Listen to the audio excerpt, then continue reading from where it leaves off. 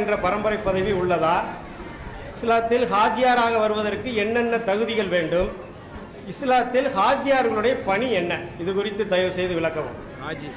இஸ்லாத்தில் ஹாஜியாருங்கிறது உண்டான்னு கேட்குறாங்க. ஹாஜியார் வேற, காலியாருங்கிறது வேற. அந்த காலியை உருதுக்காரங்க காசிம்பாங்க, அதான் காசியார்னு வந்துருச்சுன்னு வைங்களேன். இப்போ காசிக்கு என்ன அர்த்தம்னு கேட்டால் நீதிபதினு அர்த்தம். காசிக்கு என்ன அர்த்தம்? நீதிபதி, அது அர்த்தம். முஸ்லிம் மன்னர்கள் இந்த நாட்டை ஆட்சி பண்ணும்போது நீதிபதிகளாக இஸ்லாமிய சட்டப்படி வருமுள்ள வழக்கு அதை தீர்ப்பளிப்பதற்காக வேண்டி எல்லா ஊர்களும் என்ன செஞ்சாங்க? காசின்னு சொல்லி நியமிச்சாங்க. ஜட்ஜி, காசினா அந்த ஜட்ஜிமெண்ட் கொடுக்குறவர். கொடுக்கல் வாங்கல், கல்யாணம், காட்சி எல்லாத்துக்கும் போய் அவர் தான் நீதிபதியாக உட்கார்ந்து என்ன செய்வார்? தீர்ப்பளிப்பார். அப்போ ஒரு இஸ்லாமிய அரசாங்கம் ஏற்பட்ட பொழுது அவங்க நியமித்த ஒரு நீதிபதியை தான் காசின்னு சொல்லுவாங்களே தவிர இஸ்லாமிய தீர்ப்பே இல்லை, ஜட்ஜே இல்லைங்கும் போது நீ காசின்னு சொல்ல முடியாது. முஸ்லீம் அரசாங்கம் இருக்கும்போது இவங்களை என்ன செஞ்சாங்க? காசின்னு நியமித்தாங்க. அவங்க என்ன செய்வாங்கன்னா நீதிபதி அந்தஸ்தில் இருந்தும், அது பரம்பரையும் கிடையாது, அது படித்தவர்களும் தேர்ந்தெடுப்பாங்க. காசியா யாரை தேர்ந்தெடுப்பாங்கன்னா யாருக்கு குர்ஆன் அறிவு இருக்கிறது, யாருக்கு ஹதீஸுடைய அறிவு இருக்கிறது, யாருக்கு ஆய்வு தரக்கூடிய திறன் இருக்குன்னு பார்த்து அவர் என்ன செய்வாங்க? இன்டர்வியூ எடுத்து போய் எடுக்கிறாங்களே, நீதிபதிகளை போடுறாங்க இல்லையா, அந்த மாதிரி நீதிபதியை நியமிச்சாங்க. அப்போ முஸ்லீம் ஆட்சி எப்போ போயிடுச்சோ, வேற ஆட்சி வந்துருச்சோ, அதுக்கப்புறம் இவங்களுக்கு காஜிங்கிறதும் கிடையாது. அந்த முகலாயர் காலத்தில் ஒருத்தர் காஜியா இருந்தாருன்னா அதோட ஒரு காஜி முடிஞ்சு விட்டது. அதுக்கப்புறம் காஜி வேலை யாரும் பார்க்கறது கிடையாது. பொய் இது. காஜின்னு சொல்லிக் கொள்வது என்னது? பொய். மார்க்க தலைமைக்காக வேண்டி காஜியார் கிடையாது. நீதிமன்றங்கள் தீர்ப்பு ஹதீஸ்ல வருது, லா யக்தில் காலி வஹுவ யக்தி ஹீன கல்பான். ரசூல் ஸல்லல்லாஹு அலைஹி சொல்றாங்க, ஒரு காலியாக இருக்கக்கூடியவர், ஒரு நீதிபதியாக இருக்கக்கூடியவர் கோபமாக இருக்கும் பொழுது தீர்ப்பளிக்க வேண்டாம். காலி என்ன அர்த்தம்னா ஹதீஸ்ல வழங்குது.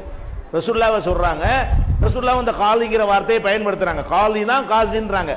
லா யக்லில் காலி ஹீன யக்லி வஹுவ கல்பான். ஒரு காலியாக இருக்கக்கூடியவர் தீர்ப்பளிக்கும் பொழுது கோபமா இருக்கக்கூடாது. கோபமா இருந்தா வழக்க ஒழுங்கா விசாரிக்க மாட்டார். இவன் என்ன சொல்றான், அவன் என்ன சொல்றான், ரெண்டுல எது சரி? கோபம் வந்தா ஆத்திரக்காரனுக்கு புத்தி மட்டு, கோபம் வந்துருச்சுன்னா புத்தி மழுங்கி போயிடும். அப்ப கோபத்தில் நம்ம பொண்டாட்டி சண்டை போட்டு வந்தான்னு வைங்க, சீட்டில் உட்காரக்கூடாது. கோபம் அடங்குற வரைக்கும் உட்கார்ந்துட்டு அப்புறமே என்ன செய்யணும்?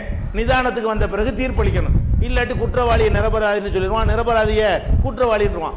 ஏன் சொத்தை உங்க சொத்துன்றான், இல்லாட்டி உங்க சொத்தை ஏன் சொத்துன்னு சொல்லிடுவான். அப்ப நீதிபதி கோபமா இருக்கும்போது அப்படி சொல்றாங்க. இதுல தான் இந்த காலிங்கிற வார்த்தை வருது. இதன் அடிப்படையில் தான் முஸ்லிம் மன்னர்கள் நினைஞ்சாங்க நீதிபதிகளை. அபு ஹனீஃபாவெல்லாம் காலியா இருந்தார்னு அவர் ஜட்ஜா போட்டிருந்தாங்க, சுப்ரீம் கோர்ட் ஜட்ஜா இருந்தார். இப்படி ஒவ்வொரு காலகட்டத்திலையும் மார்க்கத்தை நன்கு அறிந்தவர்களை அந்த மாதிரி நியமித்தார்கள். இஸ்லாமிய ஆட்சி போன பிறகு கடைசியா இருந்திருப்பான்ல ஒரு காஜி, அவன் என்ன பண்ணிட்டான்டா, எனக்கு பிறகு என் புள்ள காஜி, என் பிள்ளைக்கு பிறகு என் பேரங்காஜி, பேரனுக்கு பிறகு கொள்ளு பேரங்காஜி, கொள்ளு பேரனுக்கு பிறகு எள்ளு பேரங்காஜின்னு நினைச்சுட்டான். அப்படி கொண்டு வந்துட்டானே தவிர மார்க்கத்தில் என்ன தீர்ப்பளிக்க போறாரு? இப்போ விளங்காம என்ன பண்றாங்க? இந்த அரசாங்கத்திலையும் டவுன் காஜின்னு போட்டு நியமிக்கிறாங்க. அப்படி ஒன்று கிடையாதுன்னு நம்ம நாட்டு சட்ட புஸ்தகத்தில் இருக்குது. அதுக்கு கேஸும் போட்டிருக்கிறாங்க. அனிமா கூடிய சீக்கிரம் தீர்ப்பாயிரும். காஜிங்கிறத இல்லைன்னு தீர்ப்பளிச்சிருவாங்க. காஜின்ற ஒரு கான்செப்ட் அது கிடையாது நம்ம நாட்டில். அப்படி இருந்தா நீ தீர்ப்பளிக்கணும். திருடினா கையை வெட்டுவியா? திருடிட்டான்னு காஜிட்டு பிடிச்சிட்டு போய் என்ன செய்யணும்? இவனுக்கு கையை வெட்டுங்கள், இவனை 5 வருஷம் ஜெயிலில் தள்ளுங்கள், அதான் காஜி. அது செய்ய முடியற அப்புறம் என்ன காஜி? அது செய்யறவருக்கு பேர் தானே மார்க்கத்தில் காஜின்னு பேரு. இது சும்மா அந்தஸ்துக்குரியது. இந்த பாரம்பரியமா வருது. பாரம்பரியத்துக்கு இஸ்லாத்தில் கிடையாதுங்க. அவன் தகுதி திறமையை கொண்டு தான் ஒருத்தனை மதிப்பிடணுமே தவிர பாரம்பரியத்தில் சொந்தம் கொண்டவர் ஏதாவது இஸ்லாத்தில் இருக்குதா? அதனால கிடையாது. அதுக்கு எதிராக அநேகமா விரைவில் இணைஞ்ச ஹைகோர்ட்ல அந்த வழக்கு நடந்து கொண்டு 2-3 நாளுக்கு போட்டிருக்கிறாங்க. அது முடிவுக்கு வந்துவிடும். உங்க ஊர்ல இருந்து கூட ஒரு கேஸ் போட்டிருக்கிறாங்க எதிரா. சரி.